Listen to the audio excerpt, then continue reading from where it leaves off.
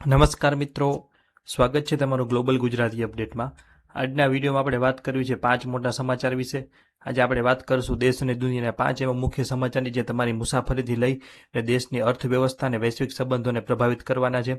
રેલવેની નવી ticket booking સિસ્ટમથી લઈને ગુજરાતમાં થનારા કરોડો રૂપિયાના રોકાણ અને વિદેશ સચિવની મહત્વપૂર્ણ યુએઈ મુલાકાત સુધીની તમામ વિગતો આપણે આ વિડીયોમાં જાણીશું. તો વિડીયોના અંત સુધી અમારી સાથે જોડાયેલા રહેજો. સૌપ્રથમ શરૂઆત કરીએ રેલવેથી.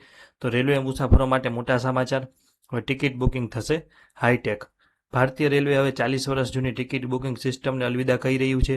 રેલવે મંત્રી અશ્વિની વૈષ્ણવજીએ જાહેરાત કરી છે કે ઓગસ્ટ 2026થી બધી જ ટ્રેનોને એકદમ નવી અને સુપરફાસ્ટ સિસ્ટમ ઉપર શિફ્ટ કરવામાં આવશે.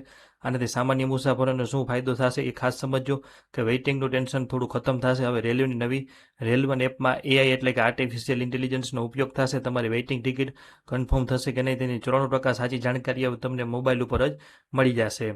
હવે જનરલ ટિકિટ હોય કે રિઝર્વેશન હોય કે પ્લેટફોર્મ ટિકિટ બધું એક જ રેલવન એપથી બુક થશે. એટલું જ નહીં, ટ્રેન કયા પ્લેટફોર્મ પર આવશે અને તમારી સીટ ઉપર ગરમા ગરમ જમવું હોય તો તે પણ આ એપથી ઓર્ડર કરી શકાશે. રેલવે જણાવ્યું છે કે તે હજુ પણ મુસાફરોને ટિકિટના ભાવમાં 43% સબસિડી આપી રહ્યું છે. એટલે કે રેલવેનો ખર્ચ 100 રૂપિયા હોય તો તમારી પાસેથી માત્ર 57 રૂપિયા જ લેવામાં આવે છે. જો તમે ટિકિટ કેન્સલ કરાવો છો તો નવી સિસ્ટમના કારણે તેના પૈસા પણ હવે પહેલાં કરતાં વધુ ઝડપથી તમારા ખાતામાં જમા થઈ જશે. અને આ જમાનામાં ડિજિટલ ઇન્ડિયાના જમાનામાં 88% લોકો ઓફલાઈન ટિકિટ બુકિંગ કરી રહ્યા છે. ત્યારે નવો ફેરફાર કરોડો ગુજરાતી મુસાફરો માટે મુસાફરી વધુ સુખદ અને સરળ બનાવશે. આગળ વાત કરી બીજા સમાચારની. તો ભારત અને કેનેડા વચ્ચે મોટો કરાર થયો છે. ખનિજ ક્ષેત્રે થશે નવો ધડાકો. ભારત અને કેનેડા હવે ટેકનોલોજી અને વિજ્ઞાનના ક્ષેત્રમાં એકબીજાની ખૂબ જ નજીક આવી રહ્યા છે. જેનો તાજો પુરાવો કેનેડાના હાઈ કમિશનર શ્રી ક્રિસ કુટરની CSIRO સંસ્થાની મુલાકાત છે. આ મહત્વપૂર્ણ મુલાકાત દરમિયાન ભારત અને કેનેડા વચ્ચે ક્રિટિકલ મિનરલ્સ એટલે કે દુર્લભ ખનિજોની ક્ષેત્રમાં વ્યૂહાત્મક ભાગીદારી વધારવા ઉપર ગહન ચર્ચા કરવામાં આવી હતી. ખાસ કરીને ઇલેક્ટ્રિક વાહનો, સ્વચ્છ ઉર્જા અને આધુનિક ઉત્પાદન ઉદ્યોગો માટે જરૂરી ખનિજોની વૈશ્વિક માંગ વધી રહી છે. ત્યારે કેનેડા પાસે રહેલો વિશાળ ખનિજ ભંડાર અને ભારતની પ્રોસેસિંગ ક્ષમતા બંને દેશો માટે પ્રગતિના નવા દ્વાર ખોલશે.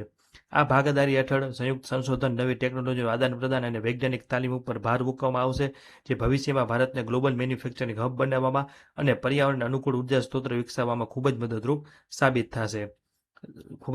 સાબિત થશે અને બંને દેશોએ ટકાઉ વિકાસ અને લાંબા ગાળાના સહયોગની પોતાની પ્રતિબદ્ધતા પણ આ મુલાકાત અંગે વ્યક્ત કરી હતી.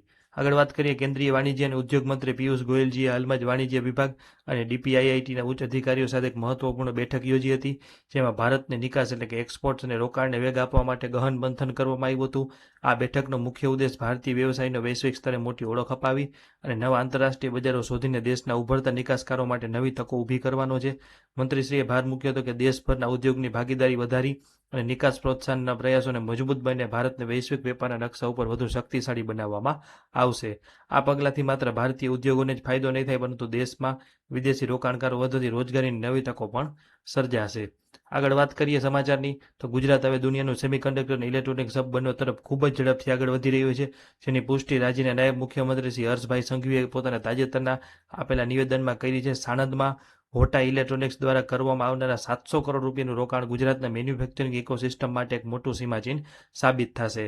આ પ્રોજેક્ટ હેઠળ એડવાન્સ મેમરી મોડ્યુલ્સ, DRAM અને SSD, ઓટોમોટિવ ઇલેક્ટ્રોનિક્સ અને ડેટા સેન્ટર સોલ્યુશન જેવી અત્યાધુનિક વસ્તુઓનું ઉત્પાદન કરવામાં આવશે. અને આર્ટિફિશિયલ ઇન્ટેલિજન્સ અને સ્માર્ટ મેન્યુફેક્ચરિંગ ટેકનોલોજીથી સજ્જ આ પહેલથી માત્ર નવીનતા અને રોજગારીની મોટી તકો જ ઊભી નહીં થાય, પરંતુ વડાપ્રધાન શ્રી નરેન્દ્રભાઈ મોદીજીના ભારતને ગ્લોબલ સેમિકન્ડક્ટર પાવર હાઉસ બનાવવાના વિઝનને પણ વેગ મળશે. આ મુલાકાત આજે થઈ હતી, જેનું ચિત્ર તમે સ્ક્રીન ઉપર જોઈ શકો છો. હવે વાત કરીએ આગળ છેલ્લા સમાચારની. તો ભારતના વિદેશ સચિવ શ્રી વિક્રમ મિશ્રીએ 7 મે 2026 રોજ એટલે કે આજે સંયુક્ત આરબ અમીરાત એટલે કે UAEની એક મહત્વપૂર્ણ સત્તાવાર મુલાકાત લીધી હતી. આ મુલાકાત દરમિયાન તેમણે UAEના મંત્રીઓ અને ઉચ્ચ અધિકારીઓ સાથે મળી ભારત અને UAE વચ્ચે વધી રહેલા વેપાર, રોકાણ, ઉર્જા અને ટેકનોલોજી જેવા ક્ષેત્રોમાં થયેલી પ્રગતિની સમીક્ષા કરી હતી. ખાસ કરીને 2026ની શરૂઆતમાં UAEના રાષ્ટ્રપતિ અને ક્રાઉન પ્રિન્સની ભારત મુલાકાત વખતે લેવાયેલા નિર્ણયોને ઝડપથી અમલમાં ભાર મૂકવામાં આવ્યો હતો. આ ઉપરાંત ભારત, ફ્રાન્સ અને UAE વચ્ચેની એક ત્રિપક્ષીય બેઠકમાં પણ તેઓ સહભાગી થયા હતા, જેમાં ત્રણેય દેશોએ સાથે મળીને કામ કરવા માટે એક મજબૂત રોડમેપ તૈયાર કર્યો છે. આ મુલાકાત ભારત અને UAE વચ્ચેના વ્યૂહાત્મક સંબંધોને વધુ ગાઢ અને મજબૂત બનાવવાની દિશામાં એક મોટું પગલું સાબિત થશે. તો મિત્રો, આ હતા દેશ અને દુનિયાના આજના 5 મહત્વપૂર્ણ સમાચાર જે ભારતને આધુનિકતા અને પ્રગતિ તરફ આગળ વધી રહ્યા છે. ભલે તે રેલવેમાં AIનો ઉપયોગ હોય, ગુજરાતમાં ટેકનોલોજી રોકાણ હોય કે વિદેશી સંબંધોમાં નવો અધ્યાય હોય. આ તમામ પગલાં એક આત્મનિર્ભર અને વિકસિત ભારતની દિશામાં લેવામાં આવી રહ્યા છે.